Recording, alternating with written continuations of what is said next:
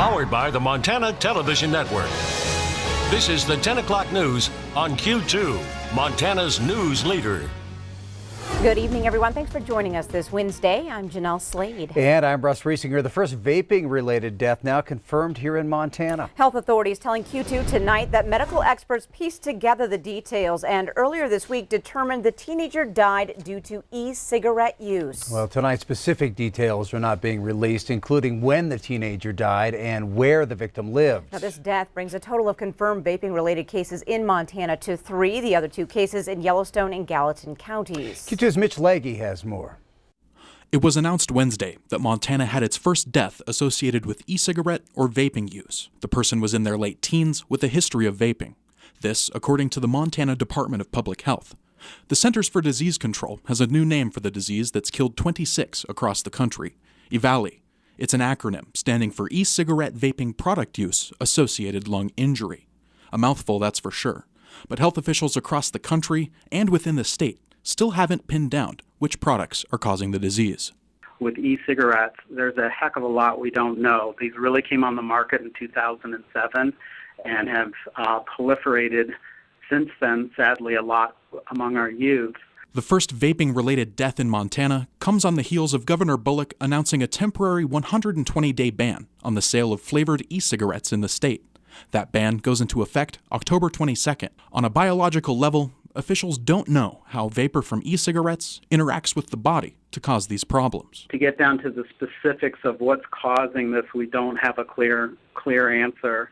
There are some patterns that people are seeing. Again, this is understanding in process. There's a lot of information out there to look at and to make some hypotheses on, but I don't think any conclusive data is out there. Vaping advocates are not happy with Governor Bullock's ban.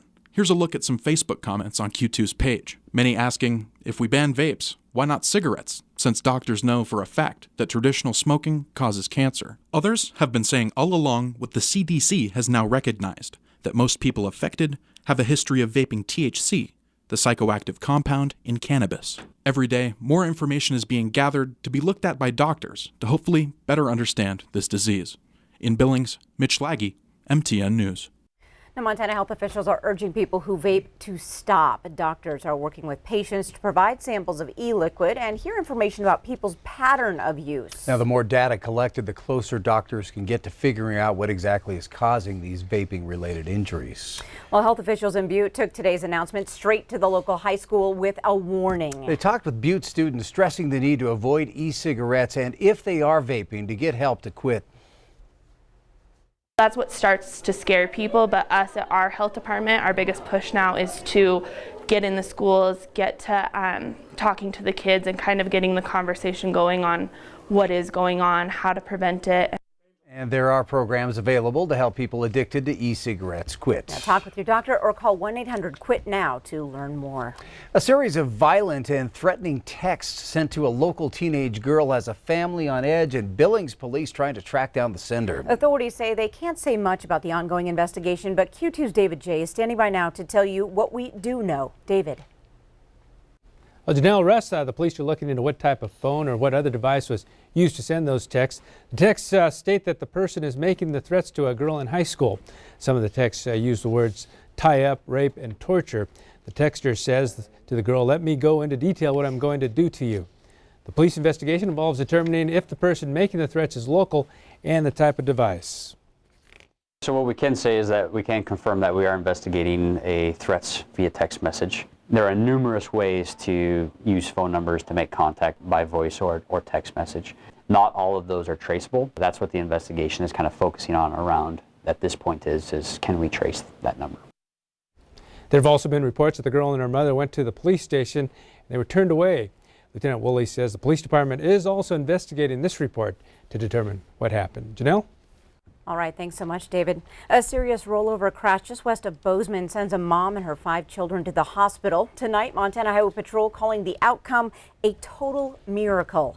The family, including the family dog who was thrown from the SUV, all escaped with minor injuries.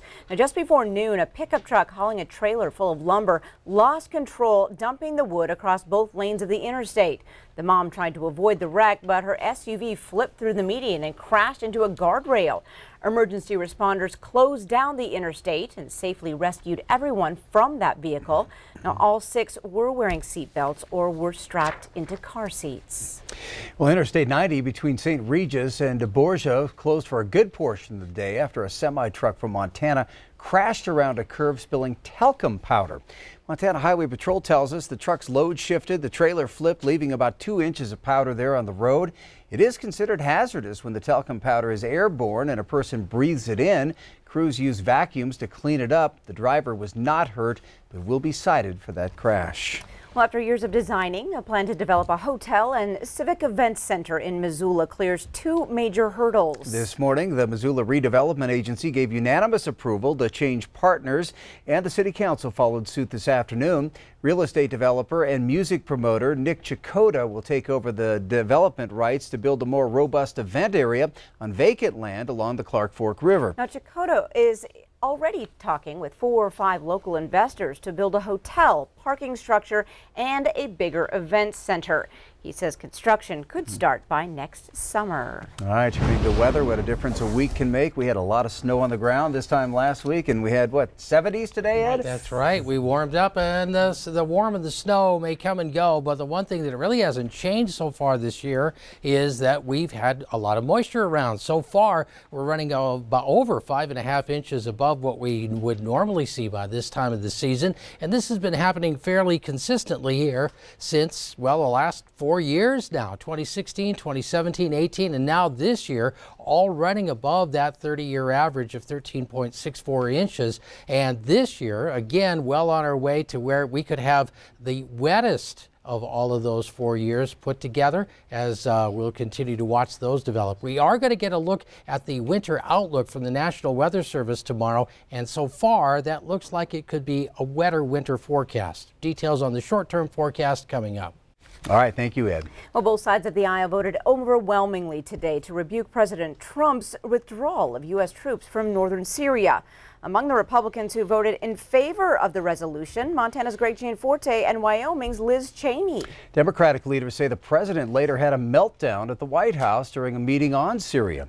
CBS News correspondent Bafta Yeeman has the latest. The House, on a bipartisan vote, condemned President Trump's decision to pull U.S. troops from the Syrian border. It calls upon the president to urge the Turks to exercise restraint, for us to have humanitarian assistance to some of the Kurds. Democratic House Speaker Nancy Pelosi said the resolution also calls for a clear plan on how the U.S. is going to fight ISIS with the Kurds under siege by Turkish forces. Pelosi and other Democratic leaders said they walked out of a briefing with the president after it turned heated. He was insulting. He called her a third-rate politician. Go ahead, What we witnessed on the part of the president was a meltdown.